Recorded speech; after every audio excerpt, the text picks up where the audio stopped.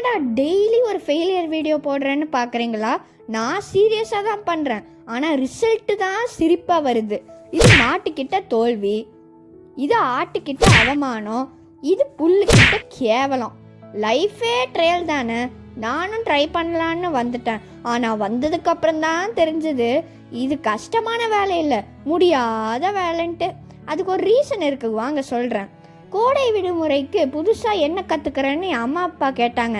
நானும் யோசிக்காமல் ஃபார்மிங் கற்றுக்கிறேன்னு சொல்லி ஓடி வந்துட்டேன். இங்கே வந்ததுக்கப்புறம் தான் புரிஞ்சுது இது கஷ்டமான வேலை இல்லைடா, உயிரையே வச்சுக்கிட்டு போராடுற வேலை. கிராமத்தில் இருக்கிறவங்களுக்கு இது சாதாரணமான வேலை தான். நம்மளை மாதிரி சிட்டி பாய்ஸ் வந்தால் ஐயோ அம்மான்னு அழுதுகிட்டே போயிடுவோம். ஃப்ரெண்ட்ஸ், என் வீடியோவில் பார்க்குறீங்களே, அவர் தான் கருப்ஸ் அங்கிள், எங்கள் தாத்தாவோட அசிஸ்டன்ட். நான் யார் தெரியுமா? அசிஸ்டண்ட்டோட அசிஸ்டன்ட். மிஷன் 1 பால் கறக்க சொல்லிட்டாங்க.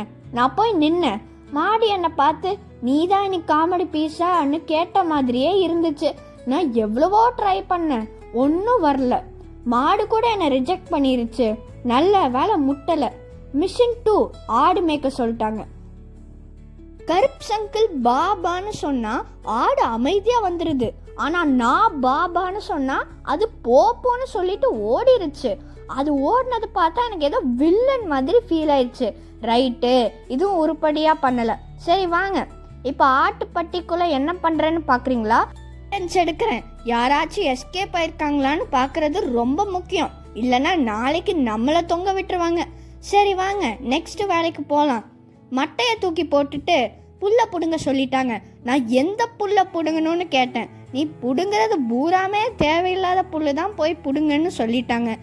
நான் பிடுங்கிறத பார்த்தா எல்லாருமே சிரிச்சிட்டாங்க. ஒரே அசிங்கமாக போயிடுச்சு. பரவாயில்ல, கற்றுக்கலாம். சிட்டியில் ஜிம் போகிறோம்ல, ஆனால் இங்கே அதெல்லாம் தேவையே இல்லை.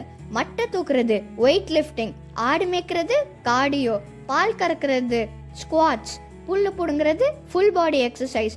அப்படி தான் என்னை நான் சமாளிச்சிட்டு இருக்கேன். சரி, நெக்ஸ்ட் ரெஸ்ட்டு. ஐயோ சாமி, முடியலடா. இளநியை குடிச்சிட்டு கொஞ்சம் ரெஸ்ட் எடுக்கலான்னு பார்த்தேன். ஆனால் பார்த்த உடனடியே என் குசும்பு ஸ்டார்ட் ஆயிடுச்சு. கேட்ச் பிடிச்சி ஐபிஎல் ப்ராக்டிஸ் மாதிரி விளையாண்டுருந்தேன். கடைசியில் இளநி கூட கிடைக்கல. இங்கே இப்படி தான் இருக்கும். என்டர்டெயின்மெண்ட்டுன்னு வந்தால் வேறு ஆப்ஷன்ஸே இல்லை. நம்ம மரத்து கூட தான் பேசணும், அது கூட தான் விளையாடணும். இதெல்லாம் பார்த்து பயப்பட மாட்டான் இந்த ஆரவ். இன்றைய நாள் சம்ஹவ் முடிச்சுட்டு வீட்டுக்கு போகிறேன். உங்கள் வீட்டு ஆரவ் vlog பிடிச்சிருந்தா லைக் பண்ணுங்கள், கமெண்ட் பண்ணுங்கள். சேனலை மறக்காமல் சப்ஸ்கிரைப் பண்ணிவிட்டு உங்களோட சொந்த ஊரை கமெண்ட்டில் சொல்லுங்கள் மக்களே. பாய்.